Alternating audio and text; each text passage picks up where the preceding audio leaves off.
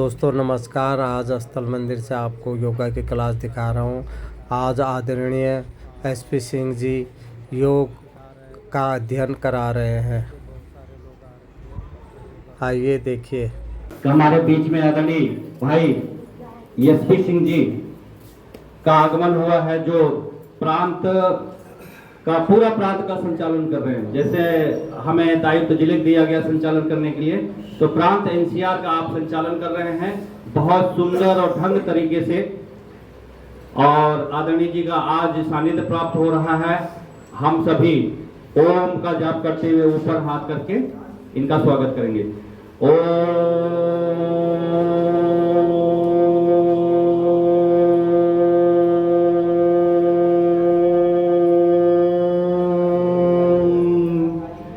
आदरणीय राजकुमार ध्यानी जी अंग वस्त्र धारण करा के उनका स्वागत करेंगे, अभिनंदन करेंगे।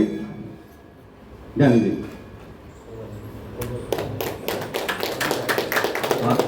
आदरणीय जी लेट हो गया तो ये करें।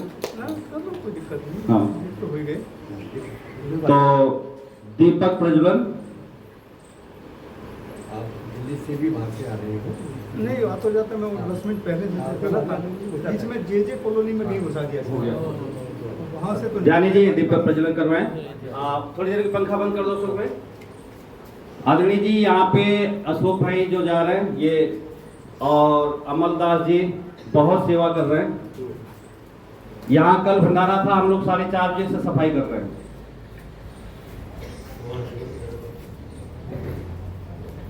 ताली अभिनंदन करेंगे। ओम संतरलतान ओम। हो गया बाकी आप ही मंच पे विराजमान हो जाए। चूंकि हमने योगी जो प्रार्थना योगी जिंदगी और बैठने वाले आसन कर चुके हैं। आपसे तो हम केवल कोई बात नहीं, आपसे तो केवल हम सुनेंगे।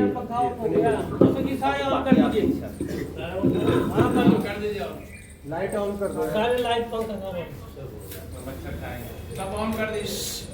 एक आदमी बोल दिया 10 मिनट हो गया, जाके करो, बैठिए सब। चलिए मेरा साथ दीजिए।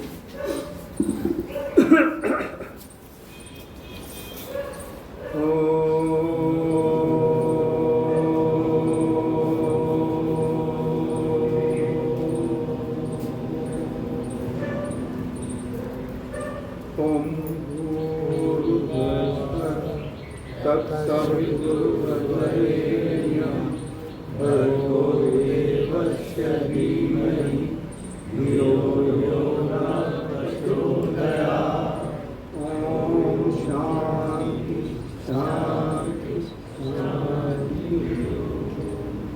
परम पूज्य प्रातस्मरणीय विश्व को योग की विधा देने वाले पूज्य स्वामी जी, आज के धनवंतरी आचार्य जी की सुख उपस्थिति को नमन करते हुए आज इस जिले के कार्यभार को संभाले हुए आदरणीय भाई ध्यानी जी, आदरणीय भाई एनपी सिंह जी और आप सब भाई बहनों को मेरा प्रणाम।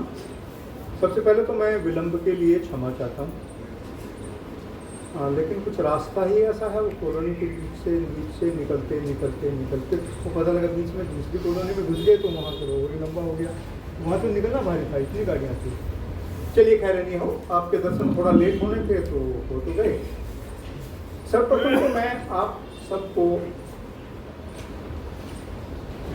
का स्वागत करता हूँ पतंजलि परिवार में। अभी जो भी भाई जी ने आपको कराया वो आप प्रतिदिन ही करते हैं। आज मैं आया हूँ तो थोड़ी सी बातें आप लोगों के साथ करूँगा, थोड़े से विचार साझा करूँगा, थोड़ा सा आपसे पूछूंगा, थोड़ा सा मुझे जो पता है वो बताने की कोशिश करूँ। मुझे आप कोई भी भाई बहन ये बताएगा, आखिर ये योग शिक्षक का जो आपने एक अभियान किया है, अपने जीवन में योग शिक्षक बनने का सोचा है, क्या उद्देश्य है आपका?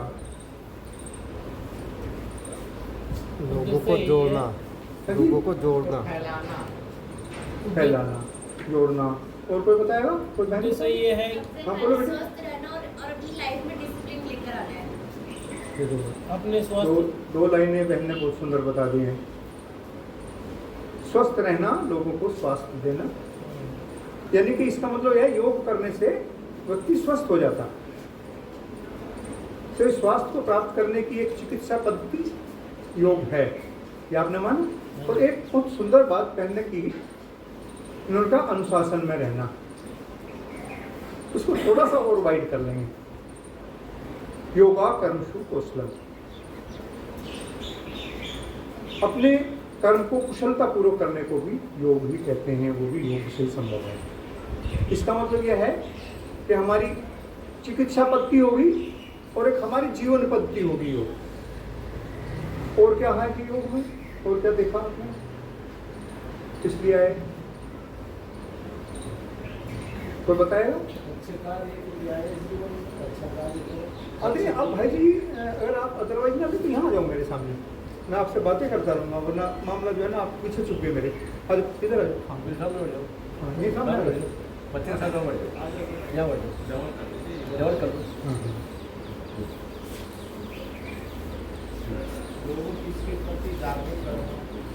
हाँ हाँ, बस बस बस, अब मुझे लगा कि आप मेरे साथ हो। चलिए, अब इससे और क्या हो सकता है योग से? एक आदमी कहता मैं तो स्वस्थ हूँ, पर मैं जीवन भी बहुत सुंदर तरीके से जी रहा हूँ, फिर मैं योग में क्यों आऊँ? दूसरों को भी जागरूक करना है। दूसरों को जागरूक करना है। चलिए साहब, दूसरों को जागरूक कर दो, कोई दिक्कत नहीं है। लेकिन आप तो जागरूक करोगे, वो जागरूक नहीं हो रहा, उसको क्या कहोगे? वो क्यों जागरूक हो? ये तो सर जिज्ञासा की बात है, उसके अंदर कितनी जिज्ञासा है? नहीं, क्यों जिज्ञासा हो? देखिए ऐसा है, मैं आपको कहूँ, जब हम इस संसार में आए थे और जब तक यहाँ रहेंगे, जो भी कार्य करते हैं उसका कुछ न कुछ हेतु होता है, कोई न कोई कारण उसमें छुपा रहता है। थोड़ा और आगे कर दो। तो क्या कारण है, क्यों वो योग में आपके साथ आए? आप योग शिक्षक बन गए, अब आपको कल को शिक्षा देने के लिए भी चाहिए, तभी तो आप योग शिक्षक बनेंगे। जब कोई शिक्षा प्राप्त करने वाला होगा तभी तो शिक्षक होता है। अदरवाइज तो बीएड करने के बाद अगर अपने घर बैठ जाओ तो शिक्षक कहते हैं क्या? नहीं कहते। तो फिर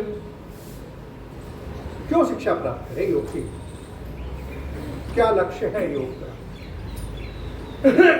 देखिए, जो सबसे अंतिम लक्ष्य है योग का, वो है प्रभु को प्राप्त करना, समाधि में पहुंचना। इसका मतलब यह है योग पूजा पद्धति भी है। जो आदमी कहता है मैं तो बिल्कुल स्वस्थ हूँ, जीता भी मैं बहुत सुंदर हूँ, अपने सारे कार्य कुशलता पूर्वक करता हूँ, अंत उसको ये बताओ भैया ऊपर भी जाना है ना, उसको प्राप्त करना है ना, तो उसमें क्या करोगे? और मंदिर में बैठे, मंदिर क्यों बनाया गया? अब बताओ, मंदिर क्यों बनाया गया जी? भगवान जी की पूजा करने के लिए। हम अपना कल्याण समझते हैं पूजा करने में, तो योग पूजा पद्धति भी है। इसीलिए आपने ये जो योग की विधा को अपनाया है, योग शिक्षक आप बनना चाहते हैं, तो जीवन का कोई भी ऐसा सेक्टर नहीं है जिसमें आप किसी को हेल्प ना कर सकें। स्वास्थ्य भी दे सकते हैं, जीने की कला भी दे सकते हैं, और उसको अंत में भगवत प्राप्ति भी करा सकते हैं, उसको आप ले जा सकते हैं समाधि की। चलिए, अब मुझे एक बात और बताओ कि योग शिक्षक बनने के लिए आप में भी कुछ योग्यता होनी चाहिए। जो पतंजलि कहती है कि वो योग्यता आप लोगों में होनी चाहिए। कौन कौन सी योग्यता होनी चाहिए? सप्त मर्यादाएं आपको पालन करनी है। कौन कौन सी मर्यादाएं हैं, किसी को पता? शाकाहारी, निर्व्यसनी, स्वस्थ, समर्थ और गैर राजनीतिक, समाज को 2 घंटे देने वाला, और किसी कार्य को करे तो उसमें पूरी तरह से एक तरह से अपने आप को निहित करते हैं।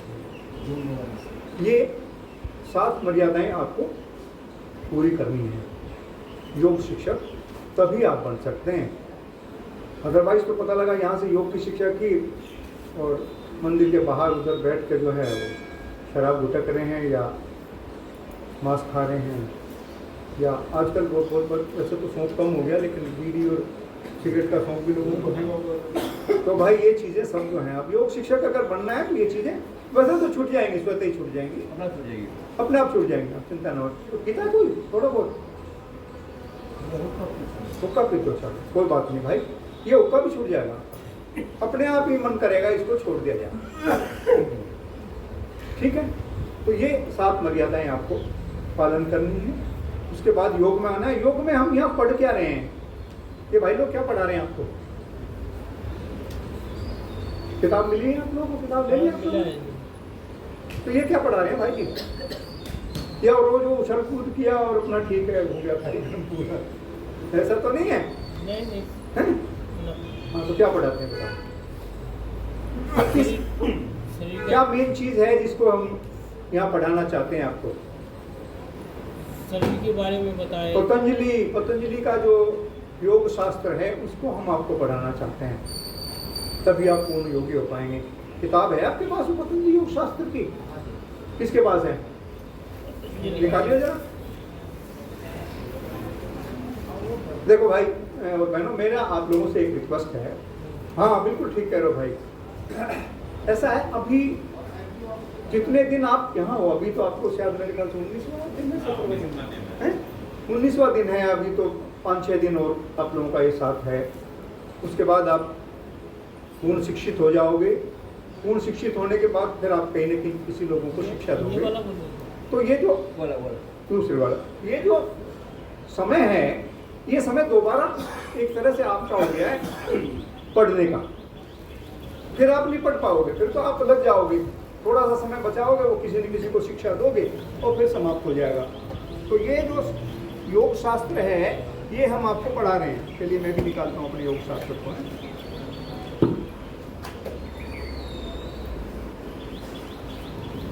ये किताब है, थोड़ा सा रंग डिफर कर सकता है।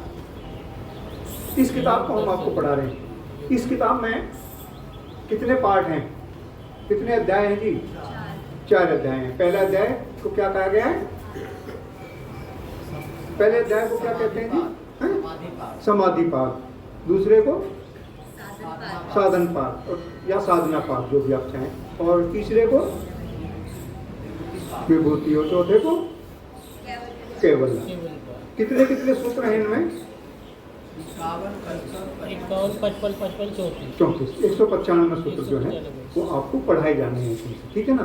आपने इस किताब को अगर थोड़ा सा पढ़ा होगा तो इस किताब के जो 2 पार्ट हैं, पहले समाधि और साधन पाठ, आप देख रहे हो उन दोनों में ही आपको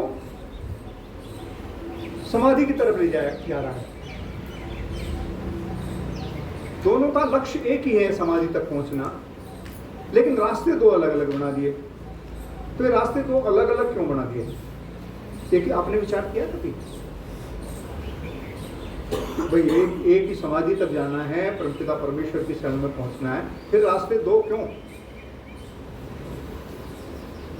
चलो इस बारे में विचार करेंगे, ठीक ना। अभी आगे जब चलेंगे तो इस बारे में विचार करेंगे। पहले ये विचार कर लें कि योग होता क्या है। क्या योग? योग की परिभाषा कौन बताएगा? आत्मा परमात्मा को मिलाना। नहीं, आपने ये किताब पढ़ी होगी ना, ये किताब पढ़ी है। इस किताब में योग की कोई परिभाषा दी है? पूरा पढ़ा नहीं है। योगा चित्त वृत्ति निरोध, चित्त की वृत्तियों के निरोध करने को ही योग कहते हैं। और ये चित्त की वृत्तियां क्या होती हैं?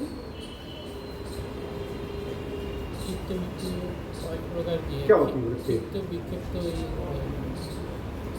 देखो ऐसा है, जब हम किसी वस्तु को देखते हैं बेटा, वो अलग है बेटा, मैं सिर्फ वृत्ति की बात कर रहा हूँ। वृत्ति क्या होती है? देखिए ऐसा है ना, तो अगर हमें डेफिनेशन पूरी तरह से याद भी नहीं है तो भी हमें कम से कम ये पता होना चाहिए कि चीज क्या है। हाँ बेटे, क्या बताया? वृत्ति क्या होती है? किसी वस्तु को देखकर उसके रूप रस गंध के लिए जो विचार हमारे उठते हैं, या काम क्रोध मद लोभ में जो हमारी दशा होती है, उसी को वृत्ति बोलते हैं। और इन वृत्तियों को अगर इनका ये बंद हो जाए वृत्तियां, तो हमारा योग हो जाता है। वृत्तियां कितनी होती हैं जी? वृत्तियाँ शायद हाँ बेटा 5 है। 5 कौन कौन सी 5 वृत्तियाँ होती? प्रमाण, प्रमाण, विपर्य, विकल्प, विकल्प भी बच जाए और निद्रा स्मृति। निद्रा और स्मृति, ये 5 जो हैं वृत्तियाँ होती हैं।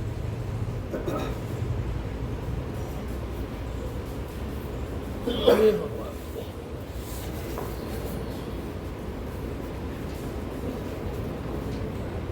वृत्तियाँ का जो बड़ा, इनको 2 भागों में अलग अलग बांटा गया। एक को कहा गया कलिष्ठ और एक को कहा गया अकलिष्ठ।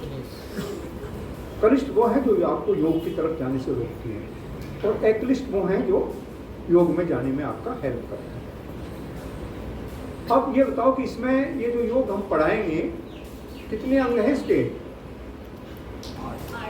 8। कौन कौन से? यम नियम प्राणायाम, नहीं, आसन भाई, लाइन से चलो। यम नियम आसन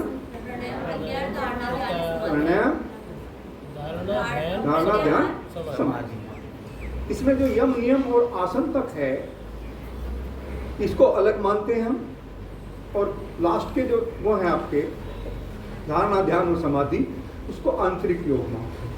इसको शारीरिक मानते हैं, उसको आंतरिक मानते हैं, और इन दोनों को जोड़ने के लिए होता है आपका प्राणायाम। अब आप ये बताओ कि यम कितने होते हैं जी? यम 5 यम होते हैं। कौन कौन से 5 यम होते हैं? अहिंसा, सत्य, अस्तेय, ब्रह्मचर्य और अपरिग्रह। अहिंसा से क्या मतलब है? देखो ऐसा है, इस किताब में जो डेफिनेशन दी हुई है वो सारी की सारी डेफिनेशन आपको संस्कृत में है, ठीक है ना? उनके लिए सूत्र दिए हुए हैं। अब संस्कृत हर आदमी नहीं पढ़ सकता, जो पढ़ सकते हैं उनको आनंद आता है, वो बहुत जल्दी उनको याद हो जाती है, लेकिन जो नहीं पढ़ते उनको याद नहीं होगी। लेकिन कम से कम हमें ये पता होना चाहिए कि ये आखिर है क्या चीज। अहिंसा से मतलब क्या? अहिंसा मतलब जीवों की हिंसा नहीं करना, मारना नहीं किसी जीव को। अच्छा, वो अहिंसा है। चलिए, और अहिंसा को देखिए, ऐसे योग में अहिंसा का व्यापक अर्थ लिया गया है। अगर आपने अपने मन से किसी को मारने की सोच भी लिया तो भी हिंसा होगी। यानी कि आपको अहिंसक होना है मनसा वाचा कर्मणा, मन से भी, वाणी से भी और कर्म से भी। दूसरा क्या है जी? अहिंसा सत्य। सत्य तो आप सब समझते हो, सत्य के तो डेफिनेशन देख लीजिए। उससे आगे तीसरा क्या है? अस्तेय। अस्तेय का क्या मतलब है? चोरी ना करना। यहाँ भी अस्तेय को भी बहुत ही व्यापक रूप में लिया गया है। व्यापक क्या है? अगर आप सपोज करो किसी का, आप अभी यहाँ पढ़ रहे थे, पढ़ते पढ़ते आपने पेन ले लिया पेन से और आप लेके अपनी जेबों से चले गए, ये भी अस्तेय हो गया। ठीक है, इससे आगे क्या है जी? बीच में ब्रह्मचर्य है। ब्रह्मचर्य, हाँ, ब्रह्मचर्य को भी व्यापक रूप से लिया गया है। वहां भी मनसा वाचा कर्मणा। अगर आपने ब्रह्मचर्य को खंडित करने की का विचार भी आपके मन में आया है तो आपका योग समाप्त है, ठीक है ना? तो वहां भी उसको व्यापक रूप में लिया गया है। और लास्ट में है अपरिग्रह। अपरिग्रह से क्या मतलब है? जरूरत से ज्यादा संग्रह नहीं करना। जरूरत से ज्यादा संग्रह। देखो एक बात बताऊं आपको, जीवन में अगर सबसे बड़ी व्याधि है ना तो ये यही है जी, परिग्रह ही है। क्योंकि जब से व्यक्ति पैदा होता है लास्ट तक इसी में परेशान रहता है, सारी जिंदगी समेटता रहता है और पता लगा लास्ट में सब छोड़ के चले जाते हैं। तो ये जो समेटने की कहानी है ये योग में बाधक है, ये नहीं होनी चाहिए। हाँ, जितना आपको आवश्यकता है उतना आप इकट्ठा करें, उससे ज़्यादा आप करेंगे क्या होता है? आपकी जब पहले साइकिल पे हम लोग चला करते थे तो इच्छा थी स्कूटर आना चाहिए। स्कूटर आया तो फिर कहा यार नहीं, स्कूटर में हवा बहुत लगती है, गाड़ी आनी चाहिए। और गाड़ी भी अगर थोड़ा महंगी सी आ गई तो कहीं यार रास्ते में बड़ा भीड़ रहती है, रास्ते में अटक जाते हैं, वहाँ कहीं किसी कॉलोनी में खो जाते हैं, जैसे मैं खो गया, तो क्या चाहिए यार, एग्जैक्ट चाहिए। यानी कि कोई इच्छाओं का कोई अंत नहीं है, इसलिए इसको कहीं ना कहीं आपको संतोष करना पड़ेगा। गजदन बागदन और रतन धन खान, जब आवे संतोष धन शब्दम दूरी समान, इसलिए संतोष करना पड़ेगा। ये इससे इसकी बात करेंगे हम आपको ईश्वर प्राणिधान में। चलिए अब यम हो गया, नियम कौन कौन से हैं जी? सोच, संतोष, सप, स्वाध्याय और ईश्वर प्राणिधान। सोच से मतलब सुचिता से, मानसिक सुचिता, शारीरिक सुचिता। दूसरा क्या? संतोष। संतोष तो अभी हम बात कर ही रहे थे कि संतोष अगर आ जाएगा तो जीवन में सभी कुछ अच्छा हो जाएगा। बाकी जो लास्ट के 3 है, क्रिया योग क्या होता है ये बताओ भाई। क्रिया योग कर्म इंद्रिय से होता है। पढ़ा है क्रिया योग? नहीं पढ़ा क्रिया योग आपने। तब स्वाध्याय और ईश्वर प्राणिधान, इन तीनों को मिलाकर क्रिया योग कहा जाता है। क्या है? तब स्वाध्याय और ईश्वर प्राणिधान, इन तीनों को मिलाकर क्रिया योग कहा जाता है। अब प्रश्न आता है कि आपके ये जो 2 अध्याय हैं, पहले 2 अध्याय हैं, बाद के अध्याय तो हम आपको पढ़ाते नहीं, पहले 2 अध्याय में से कुछ सूत्र पढ़ाते हैं। ये अलग अलग क्यों किए गए? देखिए ऐसा है कि जो व्यक्ति, हम सब जो हैं वो कहीं विक्षिप्त सी अवस्था में है, मानसिक अवस्था जो है हमारी वो विक्षिप्त सी है, एकाग्र नहीं है। कोई काम करते हैं, एक काम करना शुरू किया, दूसरा काम याद आ जाता है। यहाँ बैठे हैं, योग कर रहे हैं, अचानक याद आ गया, कुछ दूसरा काम याद आ गया।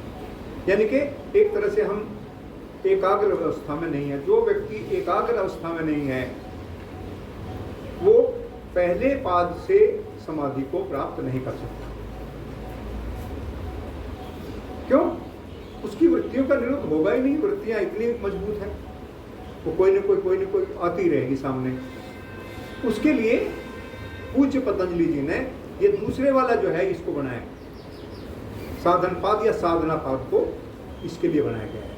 और साधना पाद में मुख्य रूप से क्रिया योग को अपनाया गया।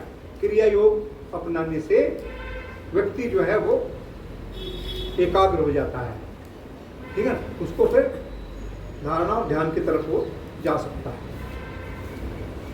अब ये क्रिया योग में 3 चीजें रखी, तप, स्वाध्याय और ईश्वर प्राणिधान। अच्छा, आज एक बात और बताएंगे, ये पतंजलि जी के बारे हम बात कर रहे हैं, क्रिया योग के बात कर रहे हैं। ये पतंजलि जी थे कौन? योग दर्शन के रचयिता थे, ऋषि थे। ये कब हुए हैं? पढ़ा? चलो कोई बात नहीं। ऐसा है, पहले हिंदू डायनेस्टी, हिंदू राजा होते थे ना, तो सुंग वंश था, सुंग वंश, सुंग डायनेस्टी थी। पुष्पमित्र सुंग के दरबार में ये पुरोहित थे, पूज्य पतंजलि जी, उस जमाने में हुए हैं। और इन्होंने एक तो आपका ये शास्त्र लिखा है, योग दर्शन। अवेलेबल है, अब हुए थे और सन मुझे याद नहीं है, समय काल का गणना अवेलेबल है। सुंग वंश के काल में आप उसमें देखेंगे ना अपने, उसमें तो सुंग वंश का आपको काल मिल जाएगा, कौन सी स्कीम है, ठीक है ना। और ये इन्होंने इसके साथ साथ जो है कुछ और भी लिखा है, योग सूत्र के साथ साथ महाभाष्य लिखा है, और एक लिखा है इन्होंने वेद शास्त्र। 3 किताबें लिखी इन्होंने, क्योंकि व्याकरण के भी ये ज्ञाता थे और ये आयुर्वेद के ज्ञाता भी थे। आयुर्वेद के ज्ञाता होने के नाते इन्होंने वेद शास्त्र लिखा, आयुर्वेद इसके व्याकरण के ज्ञाता होने की वजह से इन्होंने महाभाष्य लिखा, और एक आपका ये लिखा है। अब बात आती है आपकी तप, स्वाध्याय और ईश्वर प्राणिधान की। तप क्या होता है भाई? आप लोग बोर तो नहीं हो रहे हैं? मैंने ये सोच रहे यार, वो उछल कूद में अच्छा लगता है, उछल कूद में चलो करेंगे, उछल कूद पे ज़्यादा कोई दिक्कत नहीं। बात जब आए हैं उसे भी कर लेंगे, थोड़ी सी मेरी, थोड़ी सी आपकी, जैसे कहोगे वैसे करने हैं। हाँ एक बात बताओ, तब क्या होता है? मुझे तब करना है, क्या करूं बताओ? बाहर की दुनिया से हाँ जी? बाहर की दुनिया से मन हटा के एकाग्र किसी चीज अच्छा, बाहर की दुनिया से मन हटा दीजिए। एक चीज भाई एक बात बता, अब तो मैं तो गृहस्थी व्यक्ति हूँ, बाहर की दुनिया से मन कैसे हटा सकता हूँ? घर में रोटी बननी बंद हो जाएगी, वो कहती होने पीने तो कुछ करेंगे, फिर तो मुझे पूज्य रामदेव जी होना पड़ेगा, वस्त्र चेंज करने पड़ेंगे। तब कैसे करें? आपने देखा यहाँ मंदिर है ना, मंदिर में कई दफा कुछ सन्यासी लोग आते होंगे तपस्या करते हैं। कोई एक टांग पे खड़ा रहता है महीनों, कोई धूना रमा के बैठ जाता है।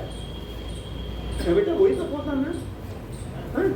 नहीं, क्या ने बताया वो तप नहीं होता। सारे द्वंद्वों के होते हुए भी हम अपने कार्य को करते रहना ही तब द्वंद्व क्या हो सकते हैं? देखिए ऐसा है, तो लाभ हानि हाँ, और मान सम्मान अपमान इन सबसे इन सब के होते हुए भी तो अपना तब कार्य करते रहना ही तब है। अब सब तक पहुंच गई बात ये सारी परिस्थितियों के बावजूद भी आप जिस कार्य में भी लगे हैं उस कार्य को आप सर्मापना करें, अपनी पूरी शक्ति के साथ करें, अपने प्रचंड पुरुषार्थ के साथ करें, इसको तब कहते हैं। अगर आप खेती करते हैं तो आप खेती में पूरी तरह से घुस के करें। पढ़ रहे हैं तो अभी आप पढ़ रहे हैं ना, तो पूरी तरह से अंदर तक जाकर उसको पढ़ें, इसी को तप कहते हैं। वो भी तप है जो तपस्या की जाती है, उसको मना नहीं किया जा सकता। अगर कोई सन्यासी कल को आके यहाँ जो है धूना रमा के बैठ गया, उसको मना नहीं है, वो भी तपस्या है, लेकिन वो शारीरिक द्वंद्व है और उससे कई दफा नुकसान भी हो सकते हैं। हम जो लोग सन्यासी नहीं हैं,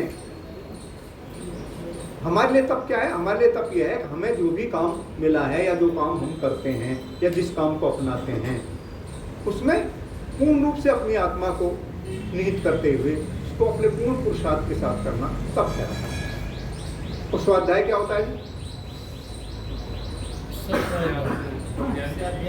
अध्ययन करना है, अच्छी किताबों का अध्ययन करना, अच्छे साहित्य का। देखिए ये भारतवर्ष में जो है ना, ये बड़ी एक तरह से जो है ना हम लोगों के लिए अच्छी बात है कि हमारे पास बहुत सारा साहित्य अवेलेबल है। वेद अवेलेबल हैं, आपके उनके भाष्य अवेलेबल हैं, आपके उपनिषद अवेलेबल हैं। ऐसा बाकी कंट्रीज में नहीं है। अगर आप जाएंगे क्रिश्चियंस में, बाइबल को छोड़ के बाकी कुछ ऐसी किताब आपको नहीं मिलेगी। ये देख लीजिएगा मोमडन्स के पास, उनके पास बेचारों के जो है कुरान है, हदीस है, और हमारे पास किताबें हैं। उन सब का अध्ययन करना, अच्छी किताबों का अध्ययन करना, उनको जीवन में अपनाना, इसे स्वाध्याय बोलते हैं। लेकिन स्वाध्याय के साथ एक बहुत बड़ी दिक्कत है जिसको स्वाध्याय करते समय ध्यान रखना चाहिए। होता क्या है कि स्वाध्याय जब आप करते हैं तो स्वाध्याय अपने साथ अहम लेके आता है। अगर मैंने 4 किताब पढ़ ली और मैं 4 श्लोक बोलने लगा तो मुझे लगेगा मैं विद्वान हो गया, मैं विद्वान हो गया। ठीक है ना? ये जो है, ये अहम जो है, ये समाप्त कर देता सब। बस इस अहम से दूर रहना, क्योंकि ज्यादातर लोगों के साथ ऐसा होता है। प्रवृत्ति है कि जो आदमी थोड़ा सा पढ़ जाएगा, उस आदमी को कहीं ऊंची सी चौकी मिल जाएगी बैठने के लिए, ठीक है ना, तो फिर बस वही वो है। अब वो आपको क्या दे रहा वो एक अलग चीज है, लेकिन अपने को क्या नुकसान कर रहा है उसको पता ही नहीं है। अहम को सिर्फ आपको एक ही जगह अपनाना है, एक ही जगह इस्तेमाल करना है। अहम ब्रह्मस्मि, मैं परमपिता परमेश्वर का कान हूँ, उसी की संतान हूँ, तत्त्वमसि, आप भी वही। तो स्वाध्याय करते समय ध्यान रखना है। और तीसरा क्या है जी? ईश्वर प्राणिधान। ईश्वर प्राणिधान से क्या मतलब है? बताओ भाई, बड़ी सीधी सी बात है जी। है हाँ सर, ईश्वर की व्यवस्था में, ईश्वर की व्यवस्था में विश्वास है। तो ईश्वर की व्यवस्था क्या है? ईश्वर की व्यवस्था यह है कि जो आप कर रहे हो, जो मैं कर रहा हूं, वो सब वही करा रहा है। ये विश्वास कि जो कुछ कर रहे हैं, जो करना है वो सब उसी ने कराना है, हम सिर्फ निमित्त मात्र हैं। और उसका जो फल होगा वो भी वही जाने, उसका भी हमारे पास उसके लिए भी कोई प्रबंध नहीं है, वो हमारा नहीं है, वो भी उसी का है। लेकिन ये मत कहना कि आप रात को चोरी करने का मन था, पड़ोसी के घर जाके कुंबल दे ली, कहे वो भगवान ने कराया ना, वही तो कराता है। नहीं, सत्कर्मों का भी थोड़ा सा हिसाब रखना है। तो ये एक विश्वास कि जो भी मैं हूँ, जो मैं कर रहा हूँ, वो सब कोई न कोई नियंता है ऊपर, उसको ही करा रहा है, और जो भी मुझे फल प्राप्त हो रहा है वो भी उसी को समर्पित है। तो उससे क्या होगा, जैसे अभी बिटिया बता रही थी ना, मान अपमान, यश अपयश सब में समान हो जाएगा। और जब सब में समान हो जाएगा तो फिर तो बंदा योग को प्राप्त हो जाएगा और योग में आगे बढ़ जाएगा। अदरवाइज तो फूंक मारते हुए लोगों को जिंदगी गुजर गई, आपके श्लोक पढ़ते पढ़ते जिंदगी गुजर गई, बड़े बड़े पद भी मिल गए होंगे, लेकिन योग नहीं मिला। योग तो क्या होता है? योग में होता क्या है? जब चित्त की वृत्तियां शांत हो जाती हैं तो तब क्या होता है? आत्मा जो है, हमारी आत्मा, उसके साथ एक बहुत बड़ी दिक्कत है।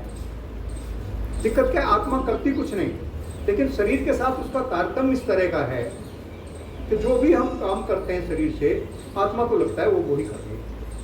जो फल प्राप्त होता है वो भी लगता है वो उसी को प्राप्त हो रहा है।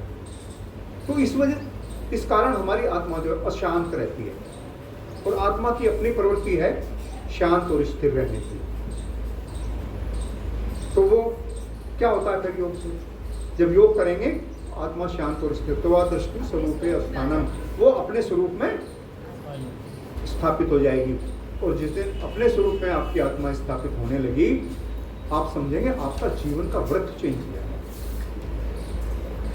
अपने आप ऐसे आप जीना सीख लोगे, ऐसे आप आगे बढ़ना सीखोगे कि आप पहले उम्मीद नहीं कर सकते क्या मैं वही हूँ जो कल था। ये है योग के फायदे। और तीसरा अंग क्या है जी? आसन, यम नियम और आसन। आसन जो है वो, अब ये बताओ जी, कौन सा आसन, किस आसन में बैठना चाहिए?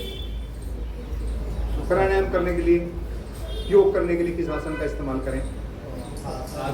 पद्मासन है, कौन कौन से है? पद्मासन है, पद्मासन है। पद्मासन कैसे लगता है? कोई लगाएगा कोई? हाँ, ये देखिए, ये लगा दिए, ये आपने लगा दिया। आप बेटा आप भी लगाओ, पद्मासन लगाओ जरा। आपने सब योगी हो आप तो भाई, लेकिन भाई मैं योगी नहीं हूँ, मैं नहीं हो पाया योगी, मैं पद्मासन नहीं लगा, मैं संभव नहीं मेरे लिए। मेरा ये एक्सीडेंट हुआ था, घुटना टूट गया था, और पद्मासन नहीं लगा सकता। पद्मासन लगाऊंगा तो ये बेचारा गड़बड़ करेगा, सुखासन भी हो जाएगा। तो फिर मैं तो योगी हो नहीं सकता। नहीं हो सकता है, क्यों? देखो ऐसा है, इस किताब में इस ऋषि ने एक बात लिखी है, स्थिर सुखम आसन। इस आसन में आप स्थिर हो जाओ, जिस आसन में आप देर तक स्थिर रहकर बैठ सकते हैं, आसन आपको डिस्टर्ब ना करे, ठीक है ना, उस आसन में ही बैठना चाहिए। और वही आसन, वैसे आसन तो बहुत सारे, आप मेरे ख्याल 86,000 कुछ आसनों की बात की गई है, 84,000, ठीक है ना, 84,000 आसनों की बात की गई है। तो अब कितने आसन कौन लगा पाएगा वो एक अलग विषय है। लेकिन प्राणायाम में जब आप योग कर रहे हो स्थिर सुखम आसन में, और अभी प्राणायाम की डेफिनेशन में भी ये लिखा हुआ है। प्राणायाम की डेफिनेशन क्या है भाई, ये बताओ। चलो पहले इधर आसनों की तरफ चले, प्राणायाम में बाद में आएंगे। आसन, अब यही आसन जो है, जो आपके अपने कोर्स में कितने आसन है? तो पैर खोल लें, खोल,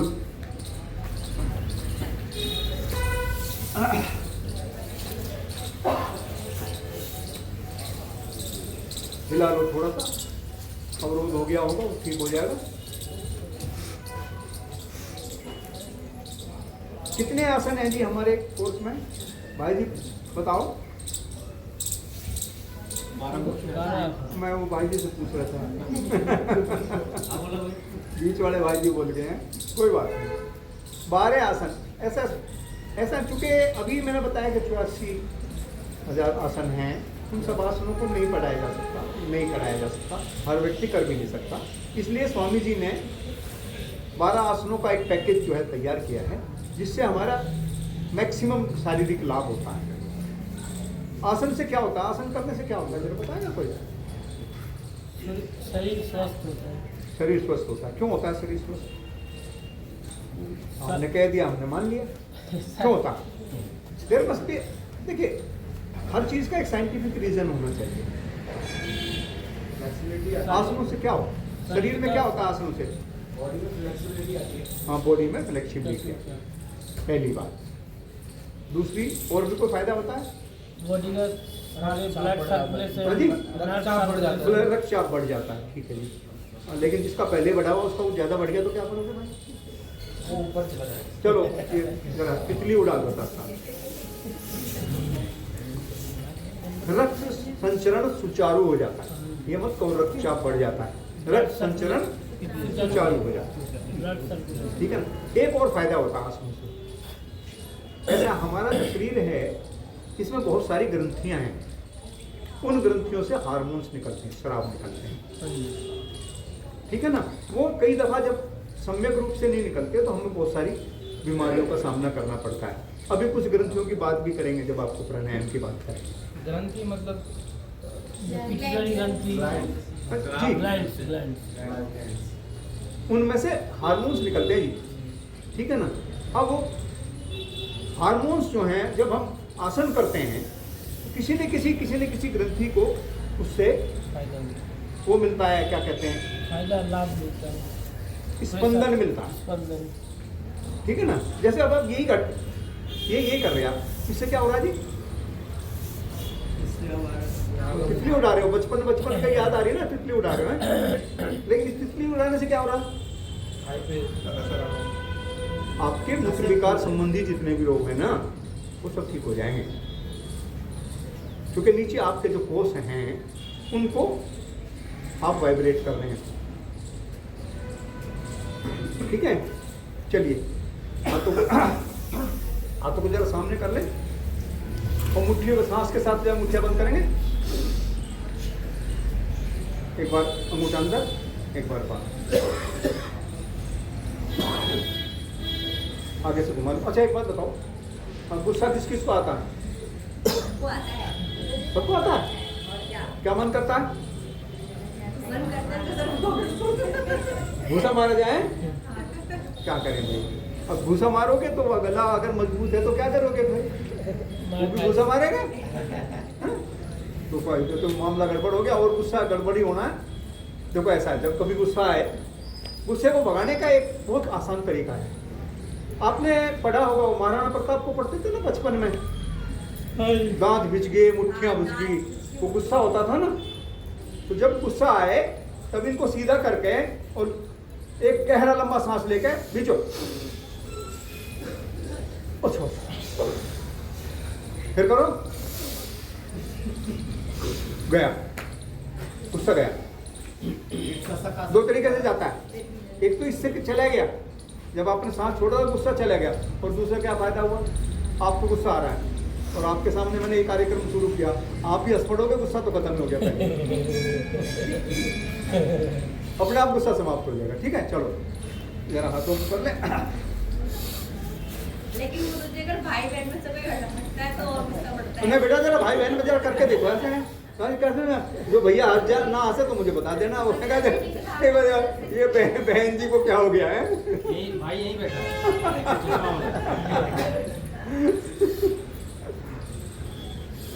चलो आप आपस में इनको पकड़ लो, ऐसे ऊपर ले वो साइड पर, ये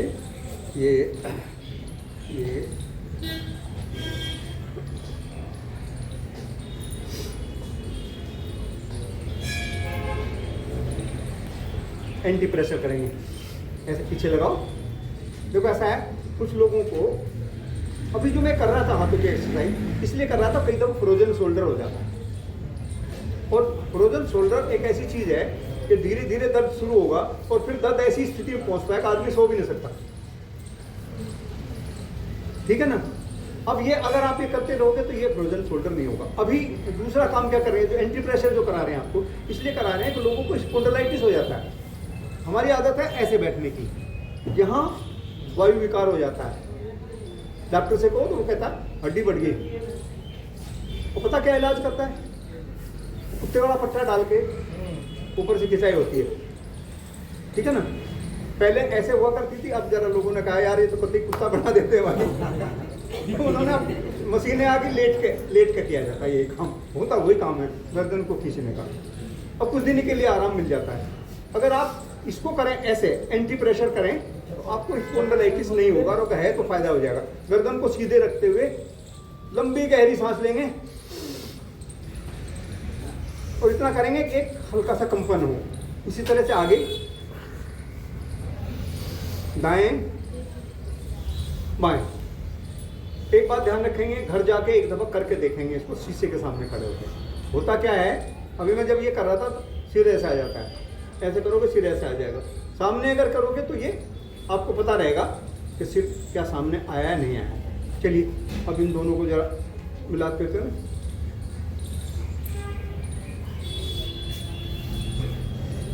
वापिस भी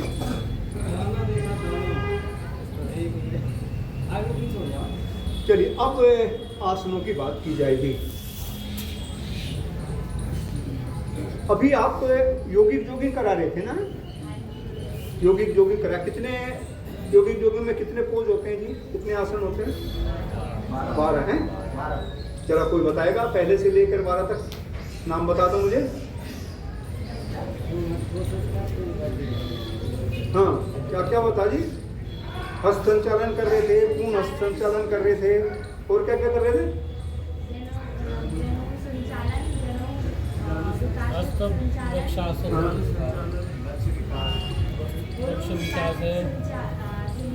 अच्छा अनुवासन। विद्या ने कुछ तो कम से कम कुछ तो कहा है। अब किताब खोल के जरा पढ़ दे, कोई पढ़े किताब खोल के। किसके पास है किताब? किताब खोल के पढ़ो, जोर से पढ़ो जरा। अभी विद्या ने बताया लेकिन ये कर्म से नहीं बताया, और अभी एक आदमी पढ़ेगा, सब बाद में ध्यान करेंगे तो अपने आप ध्यान आ जाएगा। हस्त संचालन, पूर्ण हस्त संचालन, उससे आगे क्या आता है जी? जानु संचालन, जानु विकासक क्रिया, उरु विकासक। उसके बाद क्या आता है? उरु विकासक के बाद सेकंड पार्ट। फिर उससे आगे बेटा वक्ष विकासक। चलो उसके बाद त्रिकोणासन, पाद हस्तासन, हस्त संचालन है, और लास्ट में क्या है? नृत्य, योग नृत्य। ये आप 12 करते हैं। क्या होता है इससे, क्या फायदा होता है जी 12 करने से? शरीर में ऊर्जा उत्पन्न होती है, प्लस आपके जो जितने भी अस्थि तंत्र है वो एक तरह से एक्टिव हो जाता है। कितनी अस्थियां हैं शरीर में? अस्थियां 206। हाथों में कितनी है? अच्छा, और पैरों में कितनी है बेटा? 62। याद कर रखिए विद्या ने, बहुत बढ़िया। उसके बाद क्या किया था आपने? सूर्य नमस्कार। उसके कितने पोज थे? 12। कौन कौन से 12 पोज थे जी, जरा बताएगा कोई? ऐसे 7 ही है, 5 को रिपीट किया। 5 रिपीट किया जाता है। बिल्कुल ठीक है, 7 हैं, 5 रिपीट किए जाते हैं। नमस्कार मुद्रा। कौन कौन सा जी? नमस्कार मुद्रा, एक हस्तोत्तानासन, उसके बाद पाद हस्तासन, फिर क्या होगा? उसके बाद पर्वतासन, नहीं, वाम संचालन, उसके बाद पर्वतासन, फिर साष्टांग, उसके बाद भुजंगासन, फिर पर्वतासन, फिर रिपीट हो जाएंगे। इन सब में के साथ जो है ना कुछ मंत्र भी लगे हुए हैं, वो याद है आपको? याद कर लेना। और इन सब में आपको ये भी देखना है कि जिस समय आप पर्वतासन कर रहे हैं उस समय सांस की क्या स्थिति है, जिस समय आप भुजंगासन कर रहे हैं उस समय सांस की क्या स्थिति है? सांस भरे। सांस भरे। ये भी आपको उसमें ध्यान करना है। चक्रों पे भी ध्यान देने का है। ठीक है, और चक्रों पर भी ध्यान करना है। ये सब चीजें आप कर लेंगे, मैं समझता हूँ। अब आते हैं आसन की तरफ। बारह आसन जो बताएं, कौन कौन से 12 आसन हैं? बैठकर करने वाले कौन कौन से आसन हैं? मंडूकासन है। मंडूकासन, शशकासन, और कौन सा आसन? गोमुखासन और वक्रासन। आप ये बताओ कि बैठ के करने वाले आसनों से फायदा क्या होता है? बैठ के करने वाले आसन से कमर दर्द, पेट के लिए, दीवार के लिए। जो समझ में आया बोल दिया। शुगर के लिए। ये ऐसा क्यों कर रहा भाई? शुगर। कमर दर्द पे एक बात बता, नीचे को झुक रहे हैं हम, कमर दर्द वालों को झुकने में मना किया जाता है, कमर दर्द क्या आप ठीक हो जाएगा, ये कैसे संभव है? क्यों भाई? बेटा कमर देखो, जब भी देखिए आप अभी शिक्षक होने चले, शिक्षक के लिए 2-3 चीजें आवश्यक हैं। पहली बात, शिक्षक को अपने विषय का ज्ञान होना चाहिए, ठीक है ना। दूसरी बात, शिक्षक को उस ज्ञान को एक्सप्रेस करना आना चाहिए। तीसरी बात, जो वो क्रिया करा रहे हैं उससे क्या लाभ होता है उसको ये पता होना चाहिए। और चौथा सबसे इम्पोर्टेंट विषय, उसको ये पता होना चाहिए कि जो क्रिया करा रहा है उससे क्या कोई हानि भी हो सकती है, यानी कि सावधानी क्या। अभी भैया ने कहा सबसे पहले अगर मंडूकासन ही आप करेंगे तो उसमें आप कमर झुका के चल रहे हैं। जिन लोगों को कमर में दर्द है वो कोई भी झुकने वाला आसन नहीं करते। जिन लोगों को हर्निया की प्रॉब्लम है वो पीछे नहीं झुके, ठीक है ना। सांस की स्थिति यही होती है, जब आप आगे झुकेंगे सांस बाहर, जब आप पीछे झुकेंगे सांस अंदर। और ये आपको सावधानी इसमें रखनी है। चलिए बाकी सावधानियां जो दूसरी चीजों की अलग बताएंगे। अब इनमें ये जो आसन है आपके, सबसे पहले मंडूक आसन बड़ा एक तरह से जो प्रोमिनेंट आसन है। मंडूक आसन करने से क्या करते हैं? मंडूक आसन जब करके देखें क्या? हाँ, जगह है ना इतनी। मंडूक आसन क्या करेंगे? सबसे पहले किस में बैठेंगे हम? वज्रासन। वज्रासन क्यों इम्पोर्टेंट आसन कहा जाता है? खाने के बाद इसको आप खाने के बाद भी लगा सकते हैं। डाइजेस्टिव सिस्टम से ये डाइजेस्टिव सिस्टम को आपके मजबूत करता है, ठीक है ना।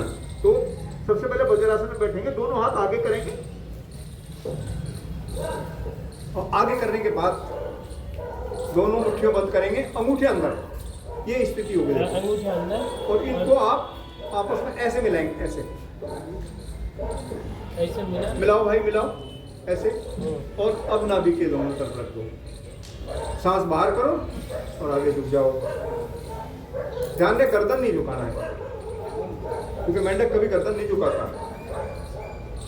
ये आपका मंडूक आसन है, इसको ध्यान करना चाहिए, ठीक है ना। हालांकि बहुत धीरे से झुक रही है, एब्रप्ट नहीं झुक रही है, तो किया जा सकता है, लेकिन फिर भी अगर ज्यादा कमर दर्द है अवॉइड करना। इसे करने से क्या होता है? आपके बीटा सेल्स एक्टिव हो जाते हैं, और बीटा सेल एक्टिव होने से शरीर में इंसुलिन बनने लगती है। इंसुलिन जो है ना वो रेस्पॉन्सिबल है शक्कर को पचाने के लिए।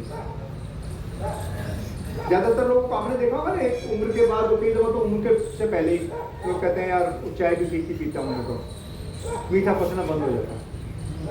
वो इंसुलिन के डिस्टर्बेंस की वजह से होता है। हाँ, बच्चों को भी हो जाता है।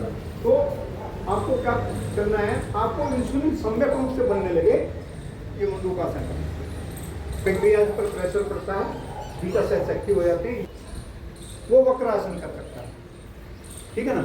वक्रासन कैसे करा जाता है जरा करके बताइए भाई। वक्रासन करो, अच्छा फैलो पैर सभी, एक पैर मोड़ लेंगे, एक पैर सीधा, एक पैर मोड़ लेंगे, के बाद जो पैर मुड़ा हुआ है वही हाथ पीछे, और ये जो खड़ा है ना ये इसका विपरीत हाथ लेंगे ऐसे, ये हाथ पीछे चला जाएगा, ये लेंगे इसकी कोहनी को यहाँ लगा के और ऐसे पीछे देखेंगे पड़ोसी क्या कर रहा है। इसमें तो कमर दर्द में भी आराम होता ही है ना? इसमें कमर, क्योंकि इसमें कमर ट्विस्ट हो रही है, झुक नहीं रही है। चलिए अब लेट कर करने वाले कौन कौन से आसन है जी? मरकट आसन, हैं? पवन मुक्तासन, हलासन, और अब अगर आप पीठ के बल लेटेंगे तो कौन कौन से आसन? पीठ के बल लेग चक्रासन, द्विचक्रासन, उत्तान पादासन। देखिए ऐसा है, जो जिन लोगों को भार बढ़ा हुआ होता है उनके लिए ये द्विचक्रासन के बेस्ट है, इससे भार कम होता है। और अगर सपोज करो क्या होता है कि भार में पुरुषों का पेट बढ़ता है हमेशा, जब भी भार बढ़ना शुरू होता है पेट बढ़ जाता है, बहनों के हिप्स बढ़ते हैं। तो अगर भार आप कम करेंगे तो कई दफ़ा पता है लगता है, खूब कोशिश कर ली, लेकिन पेट एक दफ़ा अगर आ गया तो वो नहीं फिर पीछे जाने को तैयार होता है। इसके लिए खाने में भी हाँ, उसके लिए खाने में भी आपको परहेज करना पड़ेगा, लेकिन कई दफ़ा जो है दिक्कत होती है, तो उसके लिए आपको मैं एक क्रिया बताता हूँ। हाँ, खड़े हो जाएंगे, चलो ठीक, खड़े होकर बताते हैं, थोड़ा सा पैर भी आपके सीधे हो जाएंगे।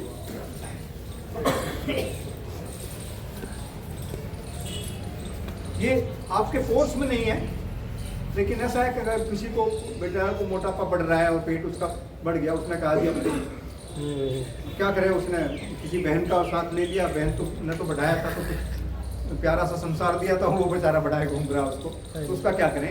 ऐसे ऐसे खड़े होने के बाद आप ऐसे हाथों को लें, इन हाथों को इस साइड में ले जाना है और पैर को ये वापस, ये वापस, ये वापस वापस, ऐसा ये अभी हम धीरे धीरे कर रहे हैं। जब प्रैक्टिस हो जाएगी तो इसको हम तेज तेज करेंगे, ठीक है ना? तो पेट समाप्त हो जाएगा, डिलीवरी नहीं करानी पड़ेगी, ऐसी ठीक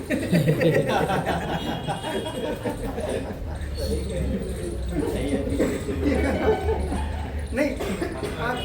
जो अच्छी बात है, मैं आपको मैं देख रहा हूँ आप में से किसी का नहीं बढ़ा हुआ, आपने थोड़ा सा, थोड़ा इतना तो चल जाएगा पता लगेगा खाते पीते घर का व्यक्ति है, तो बाकी किसी का ऐसा बढ़ा हुआ नहीं है, लेकिन जब बढ़ता है ना तो चलेगा, उसने भी चल रहा, उसने बेचारे ने शर्ट बाहर कर रखी है, उसने क्या पता ही ना लगेगा लेकिन जब स्थिति ये होती है, भार घट जाता है, हम खाना छोड़ दें, आसन करें, प्राणायाम करें, भार घट जाता है, लेकिन पेट नहीं, पेट घटने के लिए एक दिन योगा नहीं करूँगा गुरु जी तो पेट बढ़ जाएगा। उधर हम मछली ज़्यादा हाँ, ऐसा एक और चीज़ इस्तेमाल की जा सकती है इसके लिए, ये आप पता नहीं आप अपनी लैंग्वेज में क्या कहते हैं, चिया होते हैं, चिया हम बचपन में खेला करते हैं, चिया सीड, नहीं चिया सीड नहीं, एक बस क्या नाम बताऊँ, हम लोग तो अपनी लैंग्वेज में उसको चिया बोलते हैं, कुचिया, नहीं कुछ पेड़ होता भाई, पेड़ होता है, उस पर लगते हैं वो छोटे छोटे से लाल लाल सी अब आपकी भाषा में क्या कहते हैं, मैं भैया तो देख के इनको बता दूंगा, कोई नाम उसका दूसरा, आप गुरुजी को भेज दीजिए, हम लोग ग्रुप में देख लेंगे। हाँ, तो उसका ऐसा है, उसकी जो जड़ होती है, उस जड़ का अगर आप काढ़ा बना कर पिए तो भी वेट बहुत जल्दी, ठीक है? चलो पूछ है, है पूछ है, लाल लाल सी फल होता है, छोटे छोटे, छोटे छोटे ग्रुप में डाल देंगे ना। कितना बड़ा रहता है, चलो कितना बड़ा रहता है, नहीं इतनी बड़ी बड़ी होती है, हम आपस में बचपन में ऐसे ऐसे उनको करके खुदा मैं बता दूंगा, नाम बता दूंगा, उसका साइंटिफिक नाम क्या है, क्योंकि मैं सिर्फ लोकल नाम मुझे ध्यान है, छोटा छोटा लाल लाल फल होता है, वो बिल्कुल ऐसा काम करता है जैसे कोलेस्ट्रॉल काम करता है, बिल्कुल वो वाला काम करता है। मैं किताब में पढ़ा भी हूँ। चलिए, तो ये आपके आसन हुए जी, ठीक है? क्या आएगा? प्राणायाम। प्राणायाम किसे कहते हैं ये और बता दो। प्राणों की आने जाने, प्राणों के आने जाने की क्रिया को प्राणायाम कहते हैं। और कोई बताएगा? इसमें इस किताब में क्या डेफिनेशन है, इसने क्या लिखा?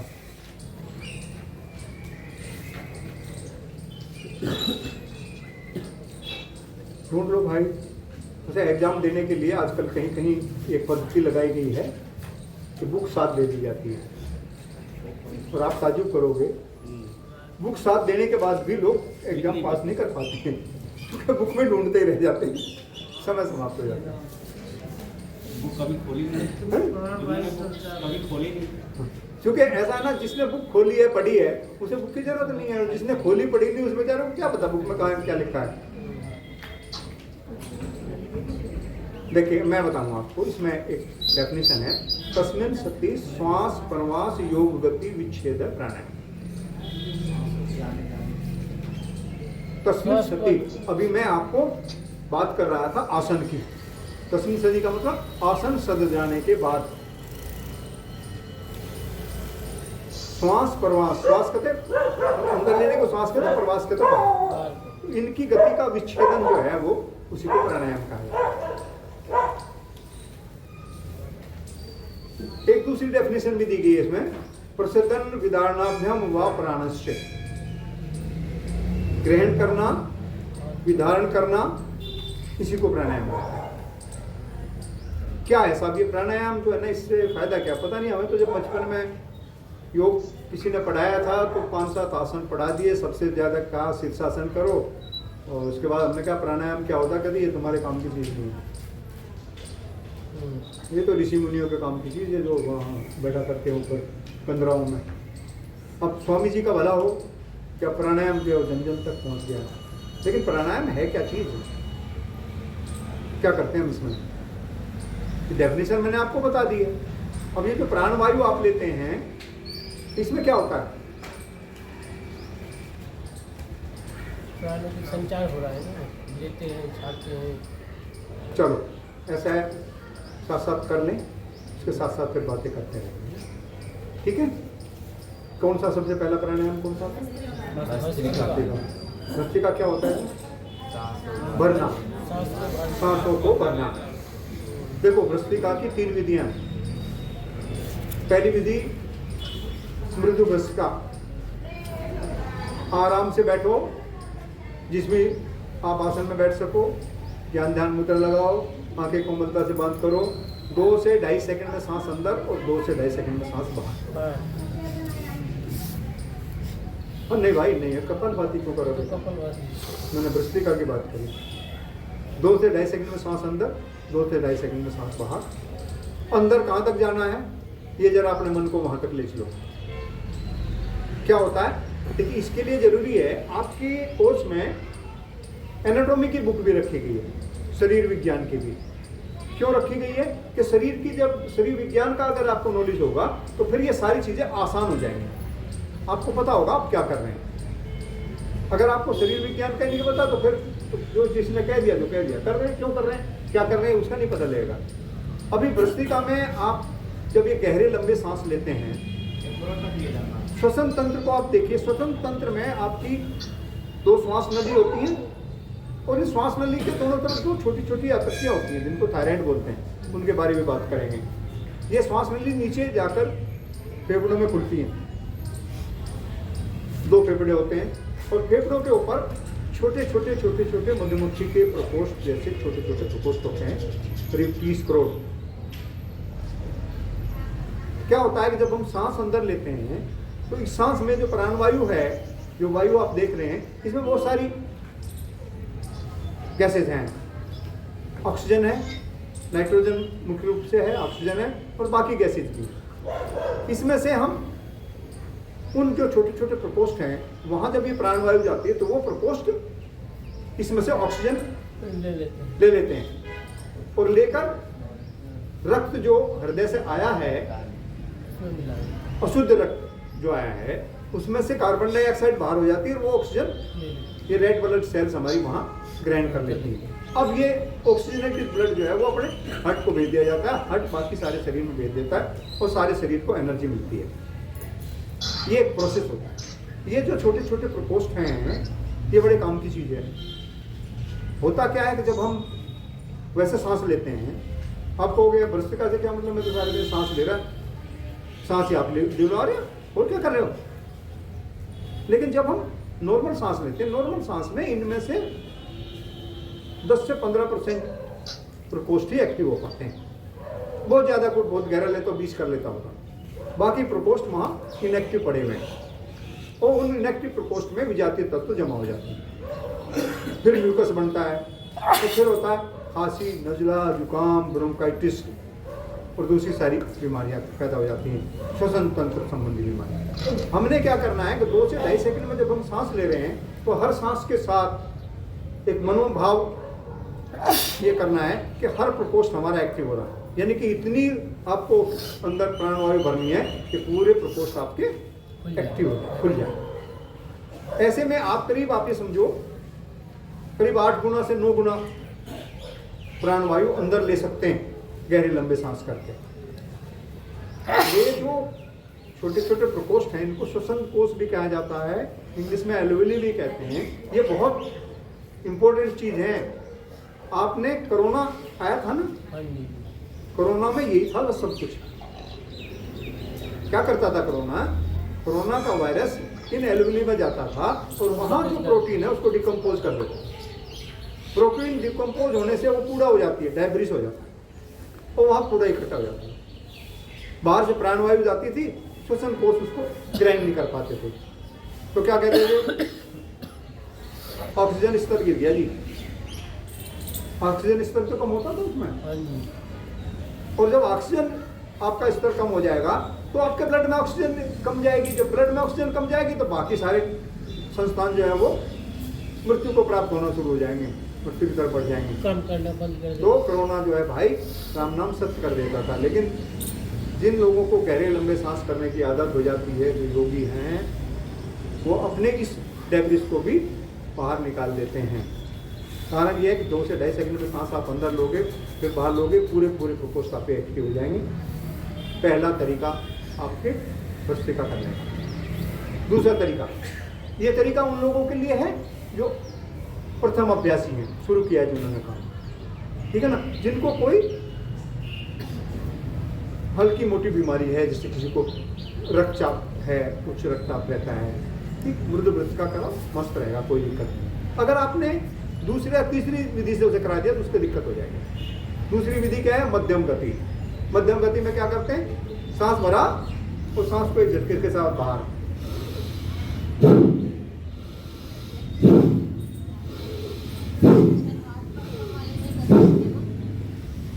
जिन लोगों को हार्ट प्रॉब्लम हो या जो बहनें प्रेग्नेंट होती हैं उनको इस स्थिति की भस्त्रिका नहीं करना चाहिए। हालांकि इस भस्त्रिका से लाभ है। लाभ क्या है? जो अंदर डेब्रिस इकट्ठा हो रहा है, जो विजातीय तत्व इकट्ठा हो रहे हैं, वो सब बाहर हो जाते हैं। और तीसरे हैं वो लोग जो पूर्ण योगी हैं, पूर्ण स्वस्थ हैं, वो इससे भी तेज कर सकते हैं, तीव्र गति से भस्त्रिका कर सकते हैं। तीव्र गति से भस्त्रिका करने में क्या होता है? एक एनर्जी उत्पन्न होती है। आप अच्छी खासी सर्दी में भी अगर करेंगे तो पसीना आ जाएगा। उसमें क्या है?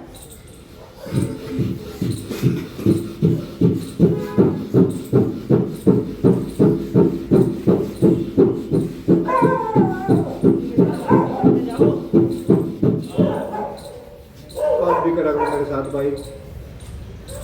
तो 3 तरीके से आप भस्त्रिका कर सकते हैं। आपके सारे श्वसन संबंधी विकार दूर हो जाएंगे। तीव्र भस्त्रिका जब आप कर रहे हो, जब तो पूरे सारे शरीर को स्पंदन मिल रहा है, आपके पेट को भी स्पंदन मिल रहा है, यानी कि पेट से संबंधित विकार भी दूर होंगे, ठीक। और एक दूसरा यह है कि आपकी एकाग्रता बढ़ जाएगी। एकाग्रता के लिए क्या जरूरी है? इधर उधर से हमारा मन हट जाए। जब आप ये तीव्र भस्त्रिका करते हो, सब जगह से मन हट जाएगा, फिर इसी पे रहेगा बस। लेकिन एक बात ध्यान करना है, इसको इतनी तेजी से भी नहीं करना कि आपके कंट्रोल से बाहर चली जाएगा। कभी कभी ऐसा भी हो जाता है, दिक्कत हो जाती है, सिर में चक्कर आ जाता है और दूसरी प्रॉब्लम हो जाती है। भस्त्रिका, मृदु भस्त्रिका करने से आपका जीवन का स्पान लंबा हो जाएगा। 2.5 सेकंड में सांस अंदर बेटा, 2.5 सेकंड में बाहर।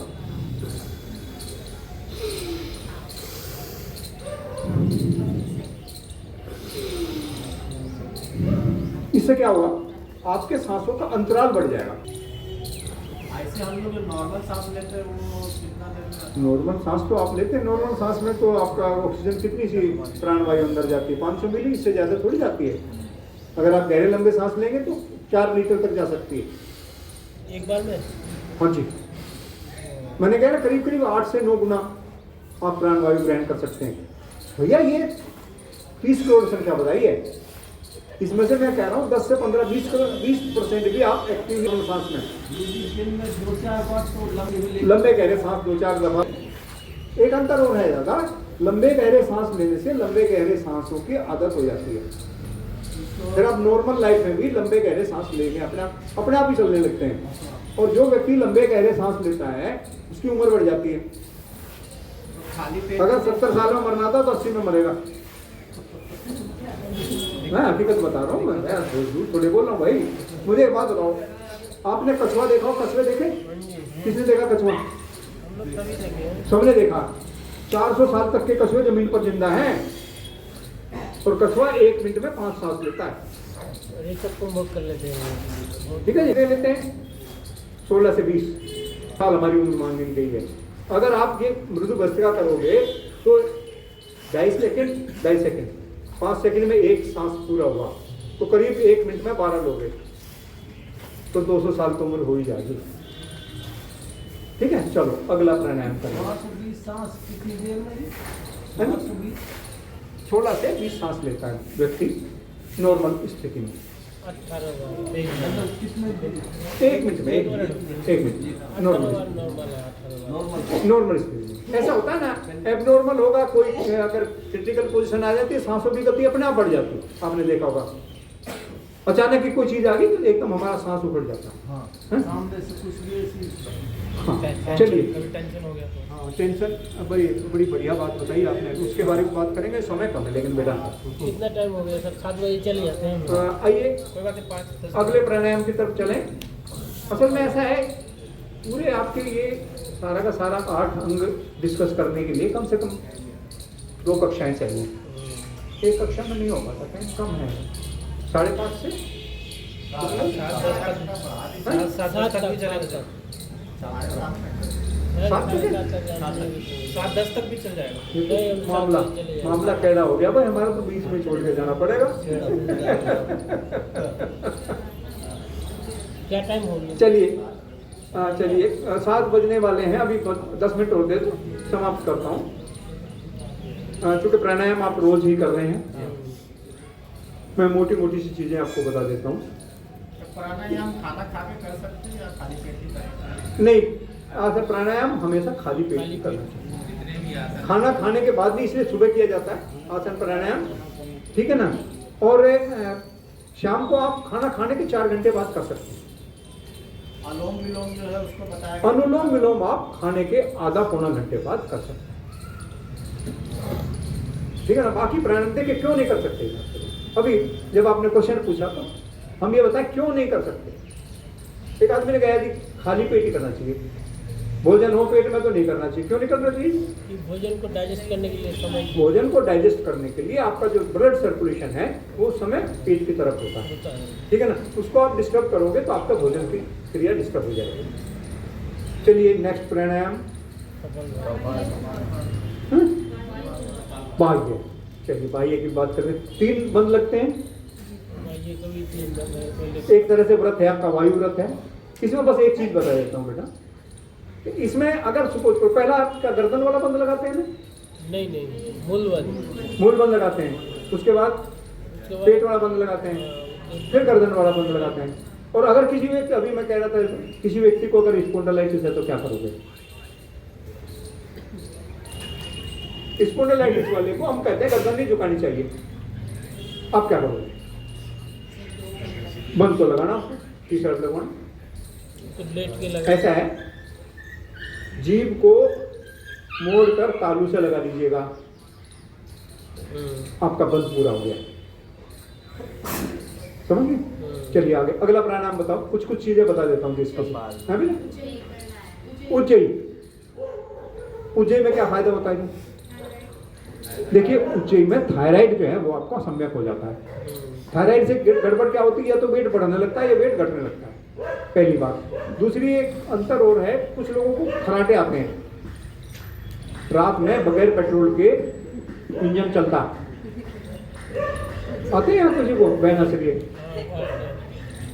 हाँ देखो ऐसा है, खराटों से एक नुकसान तो यह है कि पड़ोसी की नींद डिस्टर्ब होती है। और भारतवर्ष है भाई, यहाँ तो चल जाएगा, विदेश में होता तो तलाक हो जाता है इस बात का, क्योंकि सारी रात नहीं सोने देता। लेकिन अरे पड़ोसी की नींद तो खराब होगी, अपना भी कुछ खराब होता है। खराटों में आपकी जो ऑक्सीजन लेवल है वो बढ़ जाता है, और कभी कभी सोते सोते स्लीप एनीमिया हो जाता है। पता लगा राम नाम सत्य हो गया। पर रात यार 10-11 बजे तक खराटों की आवाज़ आ रही थी, तो खराटों की आवाज़ नहीं है, हमने सोचा आज खराटे बंद हो गए, सुबह पता नहीं बंद ना हुए, वही बंद हो गए। इसके लिए आप अपनी थायराइड ग्रंथि को एक्टिव करेंगे। उसके लिए आपको करना तो आता ही होगा।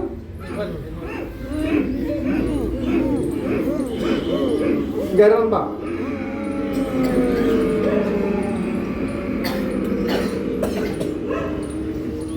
जितनी देर करेंगे उतनी देर रोकेंगे, 2 बंद लगा के, और फिर दाएं नाक बंद करेंगे, बाएं नाक से निकाल देंगे। अगला प्राणायाम बताओ बेटे। आज मैं बाहर हूँ बेटा, 10 बजे करीब आऊंगा। हाँ जी अगला प्राणायाम अनुलोम, नहीं कपालभाति रह गया बेटा बीच में। कपालभाति तो उज्जैन के बाद पहले ही था, भस्त्रिका के बाद ही था कपालभाति। अच्छा भस्त्रिका का बाद छोड़ दिया आपने उसको, है उसको छोड़ ही दिया भैया आप बताने वाले, मैं तो चलो कपालभाति के बारे में बताओ आप। कपालभाति देखो ऐसा है, कपालभाति करना सबसे आता है। 2-3 चीजें मैं बता देता हूँ उसमें। पहली बात, कपालभाति में जब आप श्वास बाहर फेंक रहे हो, श्वास गले से नहीं लगना चाहिए, सिर्फ श्वास की आवाज आएगी, गले की आवाज नहीं आएगी। अगर गले की आवाज आएगी, गला आपको कुछ दिनों बाद खराब हो जाएगा, खराश हो जाएगी, पहली बात। दूसरी बात, इसकी गति 1 सेकंड में एक बार। अगर किसी को रक्तचाप संबंधी प्रॉब्लम है, हाई प्रेशर है, तो वो मंद गति 2 सेकंड, इससे तेज नहीं। इसके करने से श्वास संबंधी सारी बीमारियां दूर, पेट संबंधी सारी बीमारियां दूर।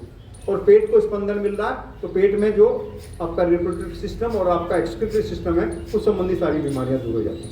ठीक है, अगला प्राणायाम बताओ बेटे, बताते रहो।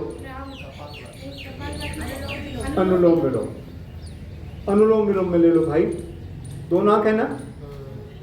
डॉक्टर के पास जाओगे, यार क्या बेवकूफ़ी, इससे सांस ले ली, इससे, अरे दोनों से सांस ले रहा हूँ मैं तो, और सांस तो वहीं अंदर जा रहा। नहीं मानता हूँ इस बात को, लेकिन शास्त्र क्या कहते हैं, ये क्या है, ठंडा है, ये गर्म है। एक बार गर्म अंदर गया, एक बार ठंडा गया, पाश्चराइजेशन हो गया, शरीर में लगे हुए जितने भी कहीं अवरोध हैं सब दूर हो जाते हैं। जो हार्ट ब्लॉकेज हैं वो तक भी दूर हो जाते हैं। ठीक, गर्दन कमर सीधी करके करना। क्यों करना, गर्दन कमर सीधी कर रखी जावे, मैं खास बातें बता रहा हूँ आपको, पूरा नहीं कहें, सारे चक्रों सीधी। देखो ऐसा है, हमारी जो कमर है ना, इसके पीछे स्पाइन है ना हमारी, वो उत्तकों से बनी हुई, ऐसे ऐसे उनसे बनी हुई, ठीक है ना। जब ये प्राणवायु दोनों इन चंद्रनाड़ी और सूर्य नाड़ी से जाती, इन दोनों का उद्गम स्थान भी मूलाधार है, और वहीं से तीसरी नाड़ी शुरू होती है, सुषुम्ना। धीरे धीरे प्राणवायु सुषुम्ना में प्रवाहित होनी शुरू होती है। अगर मोड़ के बैठोगे तो वहां उत्तकों में लगेगी, दर्द हो जाएगा भाई। हाँ मैं समझ गया भाई, इसलिए चल रहा हूँ, एक एक चीज ले रहा हूँ, वो तो मुझे ध्यान ही नहीं रहा, मैं 7.5 मान कर चल रहा था। चलिए, इसलिए गर्दन कमर सीधी करके बैठना है। हो गया यहाँ तक, अगला प्राणायाम बता दो बेटे। भ्रामरी, उद्गीर और प्रणव। एक चीज और आपको बता दो जाते जाते, आप ये जो अनुलोम विलोम करते हो, अगर कभी किसी बंदे को अचानक से बीपी अप हो जाए तो उसको चंद्रवेदी प्राणायाम करा देना। अगर लो हो जाए तो सूर्य वेदी प्राणायाम, ठीक है। बाएं से लेते दाएं से छोड़ते, बाएं से लेते दाएं से छोड़ते, बाएं से लेते, इस तरह से, ठीक है। चलिए अब 3 प्राणायाम आपके, जो आपके हाँ जी, कितने देर तक? 4-5 मिनट कराओ, 5 मिनट कराओगे 5 मिनट में डाउन आ जाएगा। और 5 मिनट कर भी नहीं पाएगा उस समय, स्थिति वैसी होती है। 1-2 बीच में थोड़ा विश्राम दे के फिर करा दो, फिर विश्राम दे के करा दो। डेफिनेटली आप ये समझो कि ये तो वैसे तो शरीर पे डिपेंड करता है, लेकिन डेफिनेटली डाउन आएगा। अब आदमी वैसे ही बता देगा। हमने तो खैर कुछ डॉक्टरों ने नाप के देखा है, पता लगा हाँ डाउन आता है। चलिए अगला आपका भ्रामरी, उद्गीत और प्रणव।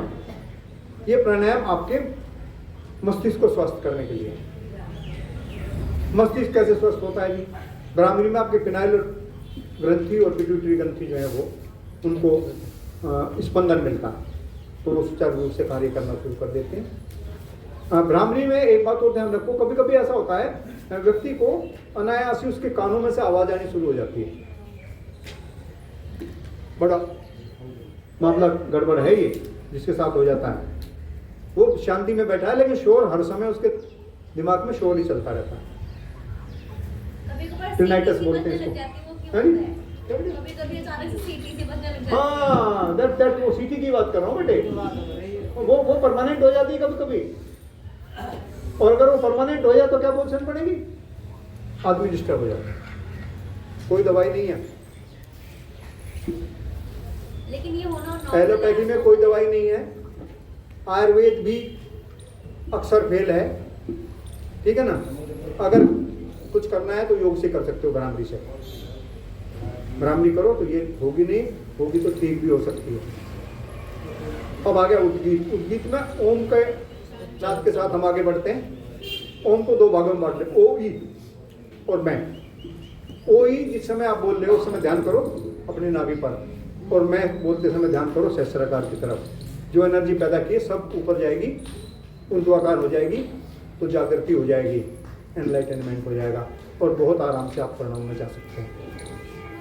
ठीक है ना। अभी जरा 1 मिनट करके देखेंगे। आगे प्रणव की तरफ जाने के लिए मैं आपको थोड़ा सा ये को बात और बता दूं। प्रत्याहार, धारणा, ध्यान, समाधि पढ़ाया था इनको भाई? प्रत्याहार पढ़ाया था। प्रत्याहार होता है अपने जो विषय हैं उनसे अपने मन को हटाना,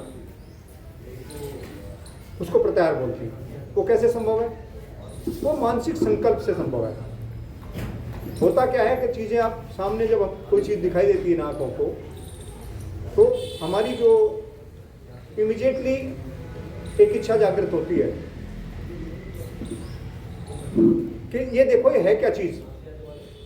मन जो है एक संकल्प के माध्यम से बोलता है ये चीज क्या है, और जब पता लग जाता है ये भाई मिठाई है, तो फिर कर्मेंद्रिय को कहता है चल भाई कार्यक्रम शुरू हो जा, खा लिया। और इसी निवृत्ति आवृत्ति में हम लोग लगे रहते हैं। इसी को अगर आप विषयों से अपनी इंद्रियों को अलग कर देंगे तो ये संकल्प के माध्यम से बंद हो जाती है। इसी को प्रत्याहार बोलते हैं। होता क्या है उसके बाद धारणा। धारणा किसी अपने मन को किसी एक स्थान, प्रत्याहार के बाद मन को आप एक स्थान पर टिका सकते हैं। वो स्थान हो सकता है, कोई वस्तु हो सकती है, कोई चित्र हो सकता है, ठीक है ना। ऐसी स्थिति में स्थिति ये होती है कि 3 चीजें होती हैं। एक धारणा वाली वस्तु, एक धारणा करने वाले हम, और एक प्रक्रिया। धारणा भी 3 चीजें होती हैं। मैं आपको कहूँ इसमें जब आप आगे बढ़ोगे तो एक गायब हो जाएगी इसमें से। सबसे पहले प्रक्रिया गायब हो जाएगी, तब आप प्रणव में पहुंच जाएंगे। और उसके बाद क्या होगा? उसके बाद जो ध्याता है, जो कर रहा है, वो भी गायब हो जाएगा। सिर्फ ध्येय वस्तु रह जाएगी, आप समाधि की तरफ चले जाएंगे। ठीक है, चलो अब जरा 2-2 आवर्ती 2-2 करें, 2-2 आवर्ती कर लें और फिर आपसे विदा लें। मेरा एक सवाल है, प्लीज बता दीजिए। सवाल हाँ बोलो मैम। सर मंडूकासन में जैसे आगे झुकते हैं सर, तो वहाँ पे श्वास हमारी नॉर्मल रहनी चाहिए या होल्ड करना है सर?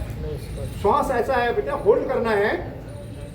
लेकिन आजकल मंडूकासन की जो एडवांस स्टेज है उसमें आप वहाँ कपालभाति कर सकते हैं। जब आप आगे गए हैं कपालभाति करेंगे तो आपको डबल लाभ हो जाएगा। ओके चलिए जी।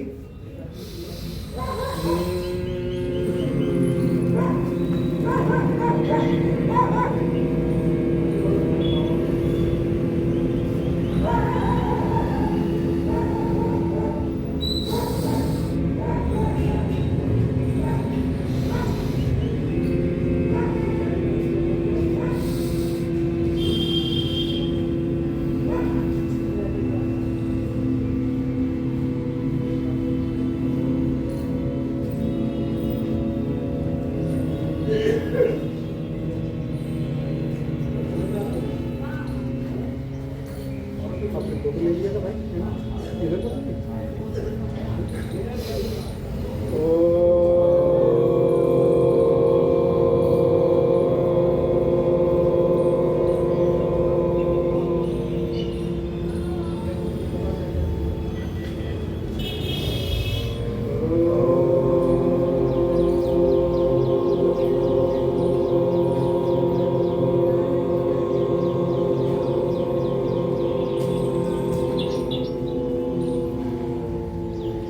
कर्णों में बैठेंगे,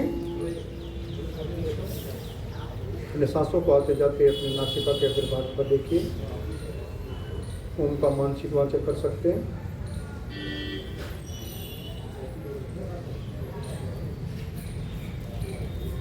दोनों हाथ सिर के सामने लें, आपस में रख दें। जो स्मार्ट फोन में है ऊर्जा उत्पन्न उसको आंखों पर लें, धीरे से अपने चक्षुओं को खोलें।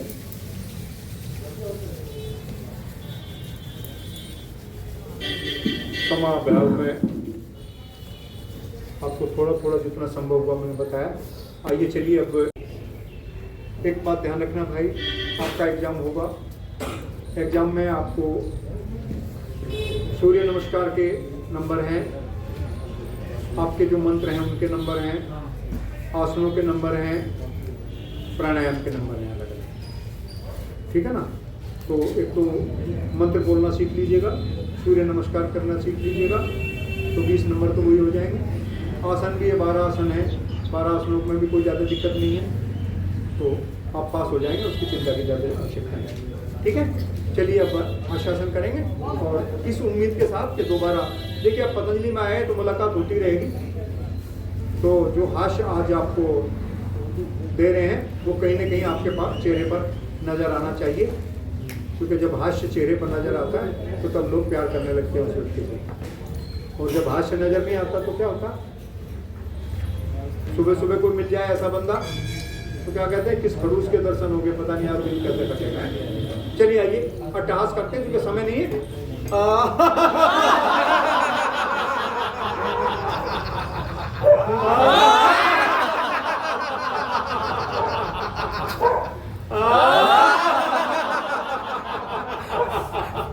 मैं आदरणीय सिंह साहब से प्रार्थना करूंगा को पाठ करें। धन्यवाद अली जी, आपका सानिध्य आज मिला जिला छतरपुर की तरफ से। आपको धन्यवाद करता हूं, प्रणाम करता हूं, और सभी परीक्षा की तैयारी में लग जाएं।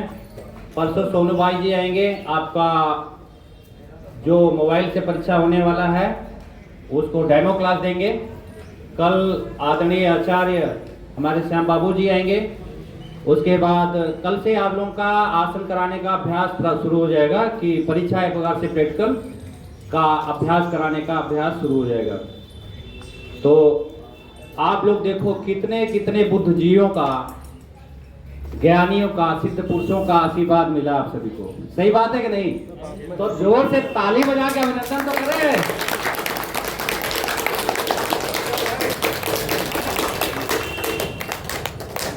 चलिए शांति करके बैठ जाए, शांति पाठ।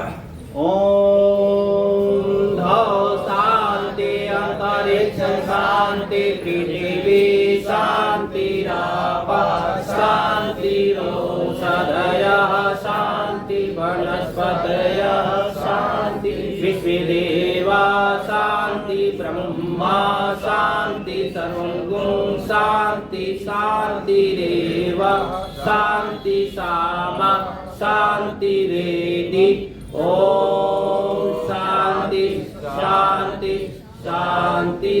ओम भारत माता की जय, भारत माता की जय। वंदे वंदे करो योग। कौन करेगा? हम करेंगे। कब करोगे? रोज करेंगे। चलो एक सामूहिक चित्र हो जाए। हाँ आ जाए, आ जाओ बेटा। ये मैं पूरा नहीं पी पाऊंगा, ये तो थोड़ा सा कोई